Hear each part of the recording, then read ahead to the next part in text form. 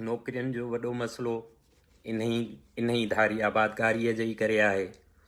छो जो असांजे हक़नि ते धाड़ा हयां था वञनि।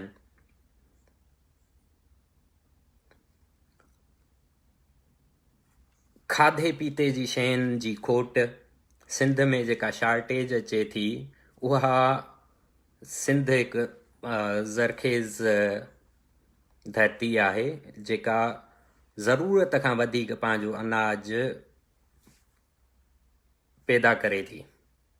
पर जीअं त असां वटि धारी आबादगारी ऐं विर्छ जो जेको निज़ाम आहे उहो ॿियनि जे हथ में आहे, धारियनि जे हथ में आहे। इन्हे जे करे थिए छा थो त असांजा पंहिंजा सिंधी असुल सिंध जा मालिक रहवासी बुखुनि, बुनियादी सहूलियतुनि जे न मिलणु, पाणीअ जे न मिलणु, मुख़्तलिफ़ बीमारियुनि जे वर चढ़ी ख़ुदकुशियुनि करण लाइ जेको सो रोज़ होका था हणनि, ॿार विकिणण लाइ जेको सो होका था हणनि, जॾहिं त असां वटि धारियो हिकु ख़ुशहाल ज़िंदगी गुज़ारे पियो थो। इन्हे जो हिकिड़ो वॾो असरु इहो बि रहियो आहे त असांजा शहर, असांजी अर्बन आबादी असांजे हथनि मां निकिरी वई आहे। असांजूं ज़मीनूं, असांजा तारीख़ी माॻ असांजे हथनि मां निकिरी विया आहिनि। पंहिंजी धरतीअ ते ई असां जेको सो परावा बणिजी रहूं बि था। जॾहिं त सिंध जे जेका वफ़ाक़ में कोटा आहे उन्हे ते बि ही धारिया सिंध में अची हितां जा कूड़ा डोमिसाइल ठहिराए, हितां जा कूड़ा सर्टिफिकेट ठहिराए ऐं वफ़ाक़ जूं ड्यूटियूं वञी वठनि था। ही जेके बि प्रोजेक्ट्स सिंध में शुरू कया विया आहिनि, तव्हां ॾिसंदो त रोज़ मां हिकु न ॿिए ॾींहुं कान का रिपोर्ट पढ़ंदो आहियां त अॼु सिंध जी पुराणी हिकिड़ी वसंती ड्राथी वई, अॼु कराचीअ जो पुराणो ॻोठु ड्राथो वियो, अॼु सखर जो पुराणो ॻोठु ड्राथो वियो, अॼु थर वारे पासे जेको सो ॻोठाणनि खे लॾायो वियो, ज़बरदस्ती ज़मीनुनि ते कब्ज़ो कयो वियो। असां वटि कराचीअ में धारिया दहशतगर्द मुल्ला ज़बरदस्ती माण्हुनि जे घरनि ते कब्ज़ा करे उते मदरसा पिया था जोड़नि। ही सॼी जेका बि छित कुताई लॻी पई आहे सिंध में, इहा तक़रीबन जेको असां अंदाज़ो लॻाईंदासीं त इहो सॼो ज़ुल्म जबर ऐं जेका सिंधियुनि सां बेवाजिबी थिए पई थी उन जे पोयां इन धारी आबादगारीअ जो हथु रहियो आहे। ऐं इन धारी आबादगारीअ जे पोयां वरी जेके हथ आहिनि उहे हथ वफ़ाक़, पंजाब, पंजाबी इस्टेब्लिशमेंट, फ़ौज, पीपी, सिंध हुकूमत, सिंध जो वेकू वॾेरो, जागीरदार, इन्हनि सभिनी जो कंहिं न कंहिं तरीक़े सां हथु रहियो आहे। जॾहिं त कुझु क़ौमपरस्त धुरियूं ऐं सिंध परस्त कोठाईंदड़ बेरहम वेकाऊ पिणु वफ़ाक़ जी दलालीअ में सिंध सां बेवाजिबी कंदा रहिया आहिनि। हिकु ॿिनि सीटुनि खटण ख़ातिर काफ़ी अहिड़ा वाक़िया साम्हूं आया आहिनि जिन में वफ़ाक़ जी सियासत कंदड़ धुरियुनि पिणु धारियनि खे, हज़ारें धारियनि खे शनाख्ती कार्ड ठहिराए ॾिना, सिर्फ़ु त जीअं उहा का यूनियन काउंसिल या का सिंध जी प्रोविजन असेंबलीअ जी सीट खटे सघनि। जॾहिं त सिंध जो जेको सरकारी मुलाज़िम आहे, नौकरी पेशा जेको तबिको आहे, या जेके एजेंट आहिनि रियल इस्टेट जा, या जेके एजेंट आहिनि सर्टिफिकेट ठहिराइण जा, उन्हनि पिणु हमेशह चंद हज़ारनि लखनि ख़ातिर सिंध जो सौदो कयो आहे। उहे पिणु हिन सॼी गठजोड़ में शामिल रहिया आहिनि।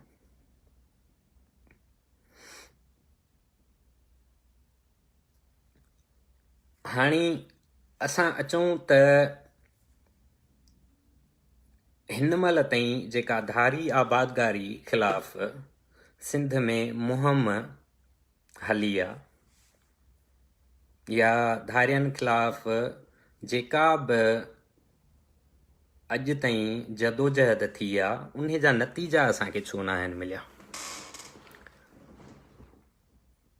हिकु त अॼु ताईं जेका जदोजहद थी आहे उहा मुस्तक़िल मिज़ाजीअ सां नाहे थियल।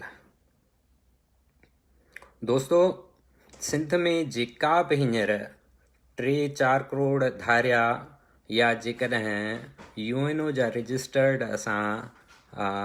रेफ्यूजी ॾिसूं त उहे जेकॾहिं 1 करोड़ ताईं आहिनि, त उन्हनि जा हर साल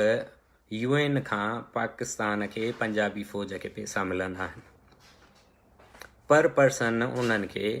पैसा मिलंदा आहिनि। जॾहिं उन क़िस्त में देरि थींदी आहे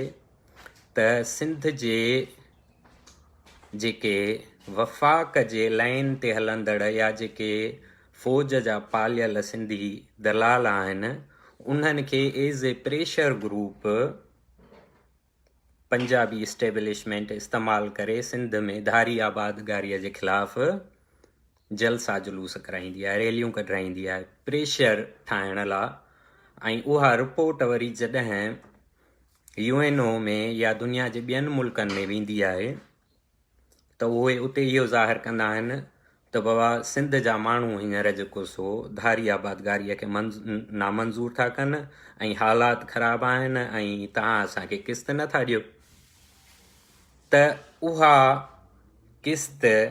रिलीज़ थियण सां ई सिंध में जेके प्रेशर ग्रुप जुड़ियल हूंदा आहिनि, जेके पाण खे वतन दोस्त या सिंध दोस्त सॾाईंदा आहिनि, वरी इन धारी आबादगारीअ वारे मामले खे विसारे छॾींदा आहिनि। इन जे करे अॼु ताईं धारी आबादगारीअ जे ख़िलाफ़ का जामिया हिकमत अमली तयारु न थी सघी ऐं न ई के असांखे नतीजा नज़र था अचनि। छो जो जेके बि ही प्रेशर ग्रुप, इवन सिंध जा के कुझु क़ौमपरस्त धड़ा पीपीअ जे प्रेशर ग्रुप तौर बि कमु कंदा रहिया आहिनि। माना वफ़ाक़ सां का डील करणी आहे तॾहिं पीपी जेको सो सिंध जे क़ौमपरस्तनि खे या सिंध जे धुरियुनि खे इस्तेमालु कंदी रही आहे। साॻी रीति वफ़ाक़ खे जॾहिं पीपीअ खे ॾंडो ॾियणो हूंदो आहे त उहे वरी सिंध में हथरादू पैदा थियल वफ़ाक़ जी सियासत कंदड़ जीए सिंध जो कूड़ो चोलो पातल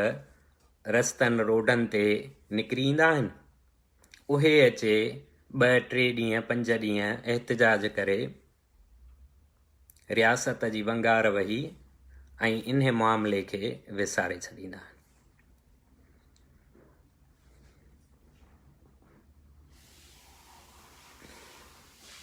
हाणे हिन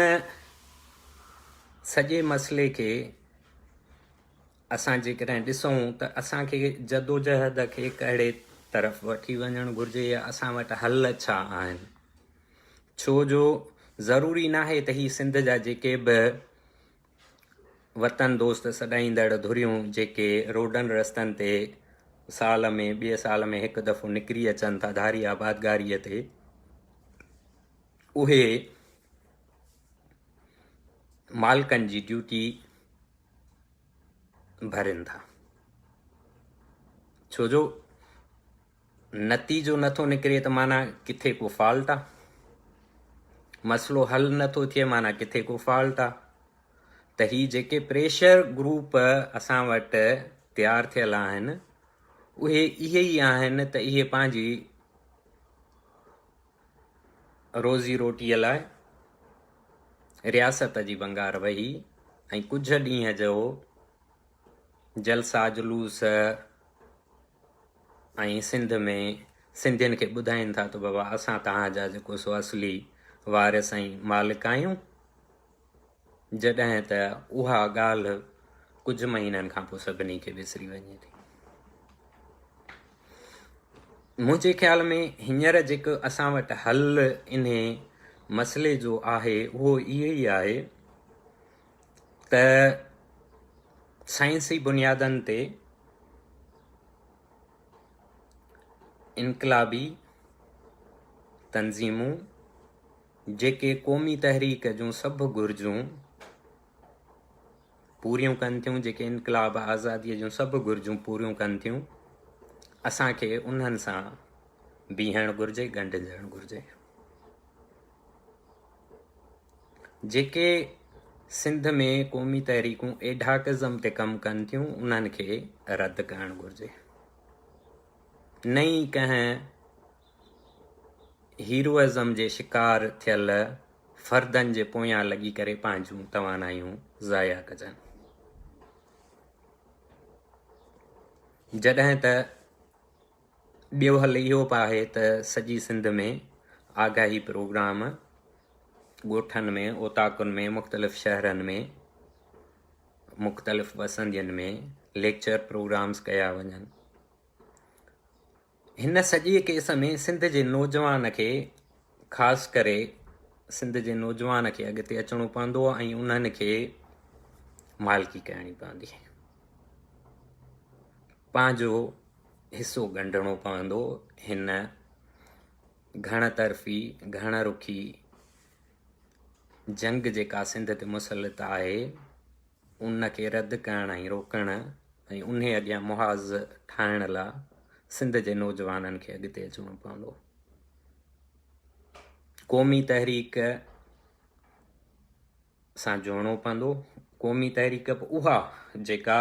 साइंसी बुनियादनि ते इनकलाब ऐं आज़ादीअ जूं जेके घुर्जूं या ज़रूरतूं आहिनि उहे पूरियूं कनि, जेके इनकलाबी मयारनि ते तंज़ीमूं लहनि। उन्हे खां पोइ आख़िरी रस्तो असां वटि इहो आहे त जेकॾहिं रियासत असांखे को हल, को रस्तो नथी ॾिए, असां कंहिं नतीजे ते नथा पहुची सघूं ऐं असांजे वजूद ऐं क़ौमी तशख़ुस, क़ौमी तारीख़ी हैसियत ते, असांजे वजूद ते जेकॾहिं ख़तरो लाहिक़ थी थो वञे त पोइ सिर बचाइण लाइ डिफेंसिव या पंहिंजे वजूद खे बचाइण जी असांखे जेकॾहिं जंग बि जोटणी पए थी त असांखे उन अमल ते बि वञण खां कॾहिं न किॿाइणु घुरिजे। जॾहिं त हिकु हल इहो बि आहे त जेका बि क़ौमी तहरीक सां जुड़ियल नौजवान आहिनि या सोच ऐं शऊर ऐं सम्झ रखंदड़ जेके बि नौजवान आहिनि, जेके सिंध जी वाक़ई जेको सो सिंध जा घण घुरा आहिनि, उन्हनि खे कोशिशि करे नौजवाननि खे, सिंध जे माण्हुनि खे इहा तरकीब या तइलीम ॾियणु घुरिजे त पंजाबियुनि, पठाणनि, बंगालियुनि, बिहारियुनि या जेके बि सिंध में धारिया मुख़्तलिफ़ शिकिलियुनि में अचनि पिया था या जेके आया आहिनि, उन्हनि जो मुकमल सोशल बाइकाट, उन्हनि सभिनी जे जेके बि कारोबार आहिनि उन्हनि कारोबारनि ते न वञणु, का ख़रीदारी न करणु, हाईवेज़ ते जेके बि सिंधियुनि जूं ज़मीनूं आहिनि, का बि ज़मीन 2 रुपयनि वधीक जी लालच में उहा ज़मीन धारियनि खे न विकिणणु घुरिजे। जॾहिं त इन ई ॾिस में मां हिकु कल्ह प्रेस रिलीज़ कढी हुई जेका मां हिते पंहिंजे पेज ते बि रखी आहे ऐं उहा प्रेस रिलीज़ मां जेको सो दुनिया जे मुख़्तलिफ़ इदारनि में ऐं मुख़्तलिफ़ मुल्कनि जे जेके बि सुपर पावर्स आहिनि उन्हनि ॾे पिणु इहा प्रेस रिलीज़ मोकिलींदुसि त जीअं पाकिस्तान जो फंड या पाकिस्तान जेको रेफ्यूजीज़ जी मद में पैसा वठी ऐं सिंधियुनि सां सिंध जे तारीख़ी वजूद सां ऐं असांजे ईंदड़ नसलुनि सां जेको वेधन करे रहियो आहे उनखे बुंजो ॾेई सघिजे। ऐं जॾहिं त ॿाहिरि रहंदड़ जेके बि सिंधी तंज़ीमूं आहिनि या जेके सिंध लॉबिंग या सिंध केस ते कमु करे रहियूं आहिनि मां उन्हनि खे पिणु इहा ई अपील कंदुसि त वधि खां वधि कोशिशि करे हिन धारी आबादगारीअ खे हाईलाइट करे ऐं असांखे के नतीजा वठणु घुरिजनि। जॾहिं त सिंध में का बि हड़ताल या को बि सियासी अमल थिए थो त जेके सचूं सही मानाउनि में क़ौमी तहरीक जूं धुरियूं आहिनि उन्हनि सां गॾिजी करे हिननि धारियनि ख़िलाफ़ हिकु आवाज़ थी असांखे निकिरणो पवंदो, न कि कंहिं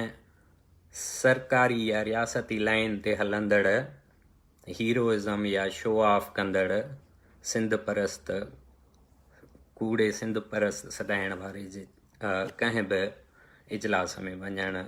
खां मना थियणु घुरिजे। दोस्तो, ही अॼोको प्रोग्राम जेको धारी आबादगारी ते हुयो मूं कोशिशि कई त इन ते मुकमल तफ़सील तव्हां ताईं पहुचायां ऐं सिंध खे जेके दरपेश मसइला आहिनि उन्हनि खे असांखे वेझे खां ॾिसणु घुरिजे ऐं उन्हनि खे संजीदगीअ सां सम्झणु घुरिजे।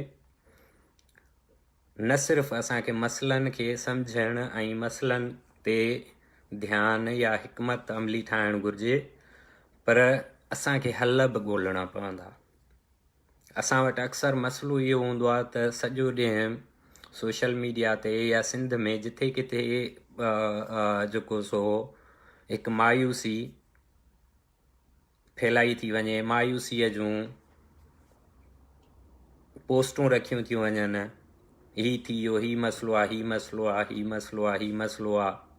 पर उते हल केर बि कोन थो ॿुधाए या पंहिंजो किरदारु अदा करण लाइ केर बि तयारु न आहे। त असांखे मायूस थियण जे बजाए ऐं अहिड़नि वहकरनि जो शिकार थियण बजाए पंहिंजो पंहिंजो किरदारु ईमानदारीअ सां अदा करणु घुरिजे। जॾहिं त मुंहिंजो अॻे हफ़्ते जेको ईंदड़ प्रोग्राम थींदो साॻी छंछर ते 8 बजे मां कोशिशि कंदुसि त सिंध जो वसीलनि जी जेका लुटमार थिए पई थी उन्हनि ते मां ॻाल्हाईंदुसि ऐं मुख़्तलिफ़ अंग अखर जेके सिंध में जेके बि प्रोजेक्ट्स ऐं जेके बि सिंध जा जेको सो हींअर वसीला लुटजनि पिया था, कीअं धारियनि खे सिंध जूं ज़मीनूं ॾिनियूं पियूं थी वञनि, कीअं जेको सो मल्टी बिलियन प्रोजेक्ट्स असां वटि लाथा पिया था वञनि, उन ते